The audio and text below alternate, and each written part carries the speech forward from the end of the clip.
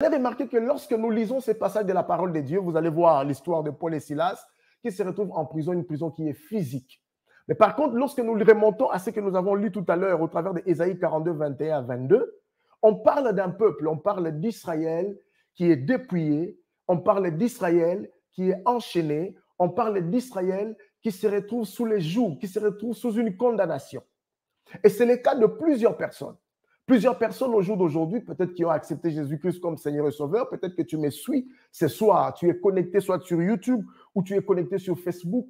Mais il s'avère que lorsque tu marches, tu regardes ta marche avec l'Éternel, tu as l'impression de pouvoir vivre ce que j'appelle des échecs répétés. Tu as l'impression de vivre certains phénomènes que tu n'arrives pas à maîtriser. Tu as l'impression de pouvoir vivre certaines situations, certains événements qui viennent à toi au point où tu ne sais pas donner des explications. J'aimerais simplement te dire, pour ne pas peut-être te faire peur, mais j'aimerais te dire qu'il y a des prisons spirituelles qui existent. Et beaucoup de personnes, sans pour autant se rendre compte, se retrouvent face à ces prisons, se retrouvent dans des prisons spirituelles. Alors, nous allons d'abord voir, avant de pouvoir aller dans le vif du sujet, qu'est-ce qu'une prison? On aimerait d'abord comprendre qu'est-ce qu'une prison. On parle de prison, on parle de sortir des prisons. Parce que beaucoup de personnes se retrouvent face à certaines réalités spirituelles. Oui, mais ce que j'aime, c'est qu'il y a un homme qui est allé à la croix du Calvaire, qui s'appelle Jésus, lui qui est arrivé à triompher de tout ce qui peut émaner du monde des ténèbres et qui est capable de pouvoir nous faire sortir et de nous tirer de tout ce qui est joug de l'ennemi. Alors, lorsqu'on cherche à comprendre la définition, effectivement, la prison est définie comme étant un lieu où sont enfermées toutes les personnes qui sont condamnées. Donc, on parle d'abord de la condamnation. Lorsqu'une personne est condamnée, la personne se retrouve sûrement dans une prison. On parle aussi de la prison comme étant un environnement où sont enfermées toutes personnes privées de liberté. Donc, il y a premièrement la notion de la condamnation. Une personne est condamnée. Est-ce que vous savez qu'une personne peut être condamnée, mais la personne est innocente?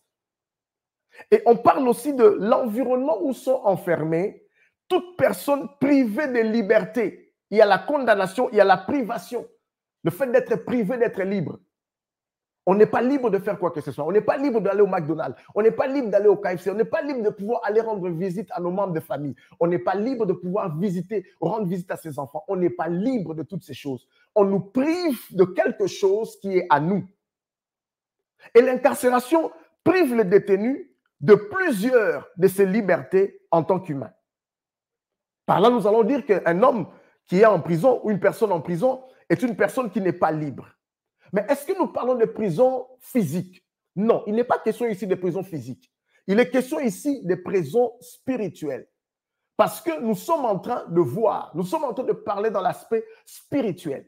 Comme je l'ai dit ici, c'est que beaucoup de personnes vont peut-être se rendre compte qu'au travers de leur marche avec l'Éternel, ces personnes font face à certaines choses, à certains échecs qui sont répétés, à certains événements qui sont répétés. Ça peut être chaque année, ça peut aussi être chaque 3 mois, ça peut être chaque 6 mois. Nous parlons des prisons spirituelles. Alors, lorsqu'on parle de la prison spirituelle est un état dans lequel une personne est sous le contrôle d'une domination. La personne est sous le contrôle d'une entité. La personne est sous le contrôle d'un esprit, d'un comportement. Par contre, lorsqu'on fait allusion au comportement, vous allez vous rendre compte que beaucoup de fois se disent « c'est mon comportement, c'est ma manière de vivre, c'est ma manière d'être, c'est ma manière dont j'ai grandi ainsi ». Mais vous devez comprendre une chose, c'est que derrière certains comportements se cachent des esprits mauvais qui téléguident des personnes et qui amènent les personnes à poser certains actes, à avoir des attitudes, à avoir des comportements qui peuvent paraître aux yeux des hommes comme étant des comportements propres à ces personnes. Mais alors que ce sont des comportements qui sont imposés dans le monde de ténèbres par les esprits, par les puissances des ténèbres, par les forces occultes. Alléluia. Et ces esprits les maintiennent et les empêchent de pouvoir vivre tout épanouissement ou de vivre ce que je peux appeler le progrès. Alors, une personne qui se retrouve face à cette situation ne peut que comprendre que la personne est sous la condamnation de l'ennemi. La personne est privée d'une liberté parce qu'en Christ, nous sommes libres. Je ne parle pas du libertinage, mais je parle de la liberté que Christ nous donne. Mais par contre, lorsque tu te retrouves sous la condamnation de l'ennemi, lorsque tu te retrouves sous la domination, sous l'influence du monde des ténèbres, bien-aimé dans le Seigneur, tu es dans cet environnement, tu es sous le contrôle de la domination des esprits, sous le contrôle de la domination des entités, des forces, des puissances. Mais gloire soit rendue à Dieu.